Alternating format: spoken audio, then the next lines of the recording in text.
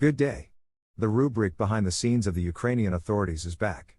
Today we will talk about the offensive of the Ukrainian army, the new Russian information PMC, the change in public mood in Ukraine, new Ukrainian units equipped with Taiwanese drones, some kind of peace plan, and just a few words about the new language law in Moldova. Well, now in more detail. A source in the office of the President of Ukraine said that Zelensky reported to Zelensky today about the change in weather conditions on the Eastern Front. Heavy rains are promised next week, which means it will not be possible to implement Syrskyi's offensive plan. Commander-in-Chief to ask for the transfer of reserves from Konstantinovka to Avdiivka in order to stop the encirclement and not lose control over the strategic city. Syrskyi's plan with flank strikes cannot be implemented, and now there is only one opportunity left to keep Bakhmut, to saturate the front, which means that the meat grinder will continue. Both sides are suffering heavy losses, but so far the armed forces of Ukraine cannot turn the tide against one PMC. Last year, Zelensky withdrew troops from Severodonetsk and Lysychansk to maintain reserves for the counteroffensive near Kharkiv and Kherson, and now he is not allowed to do so. But no matter what, the office of the President of Ukraine is fully preparing for the offensive. A successful offensive is Zelensky's only chance to extend the financing of the Ukrainian crisis by Western sponsors.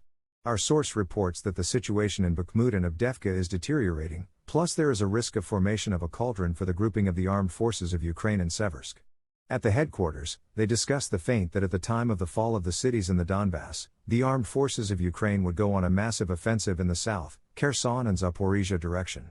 Having received a result there, it will be possible to shift the focus from defeat to victory in a cunning plan. Allegedly the Donbas direction was a distraction trap for the RF armed forces.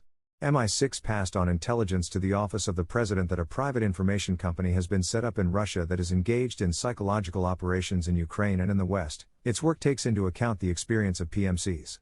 British intelligence is confident that this organization is followed by a trail of direct actions in the EU, as well as cognitive operations in the Western media and social media. As we know, there are several such private information companies in Russia. They are more sociable and also free to maneuver. They can use different algorithms to achieve goals. The Russians want to use the military experience of PMC Wagner, which has demonstrated effectiveness and has become one of the symbols of hard power. For a long time, Russia has not had an organization capable of using the mechanisms of soft and smart power, which was recognized by experts within the Russian Federation. White House spokesman John Kirby said the coming weeks would be critical in Ukraine. Russia will try to launch another offensive soon. Most likely this is a blow to Seversk. But another offensive of the RF armed forces in other directions, except for the Donbass, can only be launched if the Ukrainian one fails. Also, there are rumors that a feint was discussed at the headquarters of the Commander-in-Chief, that at the time of the fall of the cities in the Donbass, the armed forces of Ukraine will go on a massive offensive in the south, Kherson and Zaporizhia directions. Having received a result there, it will be possible to shift the focus from defeat to victory in a cunning plan. Allegedly the Donbas direction was a distraction trap for the RF armed forces. Gossip began to spread that the SBU and the office of the President were recording a change in public sentiment. So in the Odessa region, the number of those who support or do not condemn Russia is growing. Society begins to increasingly blame its own power for what is happening.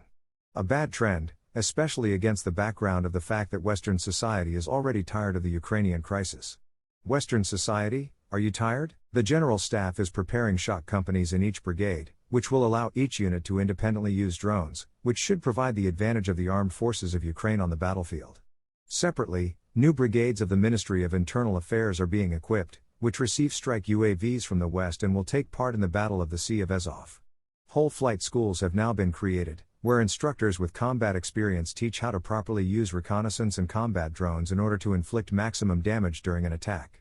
The source also said that Taiwan handed over to Ukraine almost 1,000 UAVs that have a swarm function and are able to interact with each other automatically.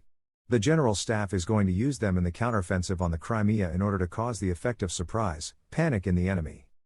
Gossip began to spread that there was some kind of peace plan, according to which Russia and Ukraine would sign an agreement and stop hostilities.